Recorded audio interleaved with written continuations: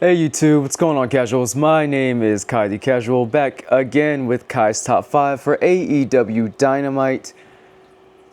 And of course this video is late. I did watch Dynamite as it was airing, but I was a bit distracted with a family medical emergency. And of course I didn't go to the show because things just didn't time out the way I wanted them to. And it sucked because I was catching major FOMO while watching this show. This was a great show. This was definitely the night to go during the Philly residency. I hope Dynamite next week is as good as this one at the very least. And of course, Kenny was on the show. Definitely my favorite AEW dude. But speaking of Kenny, I'm doing this in non-WWE merch. I got a Kenny shirt. Actually, I have a Will Ospreay and a Swerve Strickland shirt coming too. So I will not be doing these videos in WWE merch anymore. Yay! We're just having fun here too. So because I am late with this, I am going to be doing the quickest version of my top 5 as possible. No honorable mentions, even though I did have a few that aren't a part of my main list. But this show was definitely meant to build up AEW All Out. I think I'm going to make a video either this weekend or sometime next week just talking about WWE's ESPN deal and how AEW has responded to that with the HBO Max. Yeah, I like what's going on. I'll say that much, and I'll get to my top 5 right now. So starting with the beginning of the show, my number 5 moment of the the night, my 5th moment of the night. We're counting down. We had an interesting opening to the show. We had Gabe Kidd interrupting the broadcast announcements, and he's calling out Darby Allin, who he responds to him, and of course these guys get into a massive brawl. The rest of the Death Riders come out, and right before they engage with Darby Allin to try to help out Gabe Kidd, suddenly the Hook signal shows up, and Hook's new theme music plays, and he comes standing menacingly like he's about to come help out Darby. And then the music changes to the Ops music, his faction. And Powerhouse Hobbs and Samoa Joe, they run out to, go engage with the Death Riders. It was just Powerhouse Hobbs and Samoa Joe. No Shibata on this show for some reason. Anyway, Hook seemed to have a problem with this. He seemed visibly annoyed. So, yeah, that was weird. But he eventually goes to help out as well. Willow Nightingale also helps deal with Marina Shafir. The brawl is on. It gets nutty.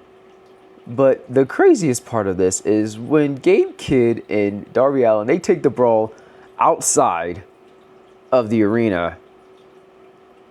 And Darby looks like he's in trouble at first, but nope. He gets back on top of the fight. Little pocket sand action. And then he wraps Gabe Kidd in the body bag like he's been doing to people the last couple of weeks, ties him up to a truck, and drags his butt away. Just, what is going on here? Darby Allin is crazy. But anyway, getting through this kind of quickly, my number 4 moment of the night was Mark Briscoe coming out to call out Kyle Fletcher for a TNT title shot. He knows he has to deal with Don Callis, though, and Don Callis and the family come out, and he says, you can get a shot, but you have to go through Konosuke Takeshita on Collision. So we'll see that match on Saturday night. I actually want to watch Collision this week. I usually kind of hear about it after the fact, or I just lightly watch it whenever I feel like it because I don't do reviews for them. But I'm actually excited to see Collision this week. And then, of course, the action followed up with, he said, I accept, but I also want some action right now. Give me any one of your cronies. And he got Lance Archer. He beat Lance Archer. Mark Briscoe stood on top. Reach for the sky, boy. That was some fun action. Outs Windsor challenged Mercedes Moné in my third moment of the night for the TBS title. And it was a pretty good, fun match. Mercedes Moné, of course, won. She retained. There were a couple of weird moments going on the show. Like one, Mark Briscoe bit Lance Archer doing the match when he was on top of the ring, which is kind of weird. But the other weird moment of the night was, and this was the opening contest. So Mercedes Moné won. Alex Windsor offers her hand to shake, and she looks like she's about to shake it, and she flicks her off and goes, "Nah, we're not gonna do the show of respect thing." She flicks her off. Then Alex Windsor double legs her because this was just so disrespectful. And I just thought it was kind of. I feel like if we wanted like heat in this moment, I feel like it would have been more appropriate for Mercedes to slap Alex for the heat, and then it turns into her giving her the bank statement or whatever. But out to the rescue comes Riho, returning back to AEW. She comes in for the save, picks up the TBS title, and looks like we're getting her and Mercedes Moné for All Out. So that'll be a fun match. Don't know if she's winning. I don't know if I want Riho to just come back and win the TBS title. I think this title reign deserves more than that. I know some people on the internet are not Mercedes Moné's fans right now. This whole belt collector run, she's doing it, but I'm a fan. I don't care. I love it. This reign shouldn't end with Riho, but I hope they have a great match. That's just my opinion. And in my number 2 moment, of course, I'm not going to speak too much on this. I'm just going to say Bro Dito and the Death Riders had a great tag match. This is why they are tag champions, and they deserve that even after just forming. I loved it. Great action. Bandito hit the 21 plex on Wheeler to win. I believe there was some interference by the Death Riders, and I know Darby came out for the save. I don't know if the Ops came back out or not.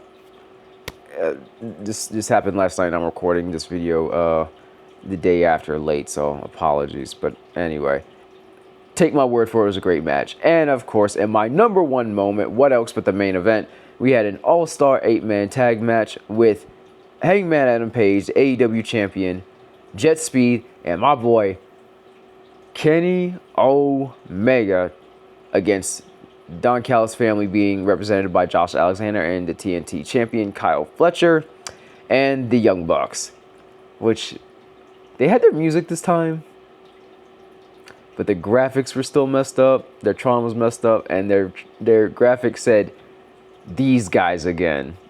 So that was fun.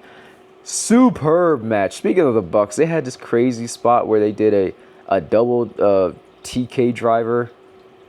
Very great athletic work during the whole match.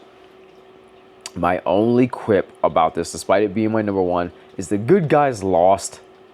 And in a great moment for Kyle Fletcher, he did his brainbuster into a chair on Hangman Adam Page and put Kenny Omega through a table.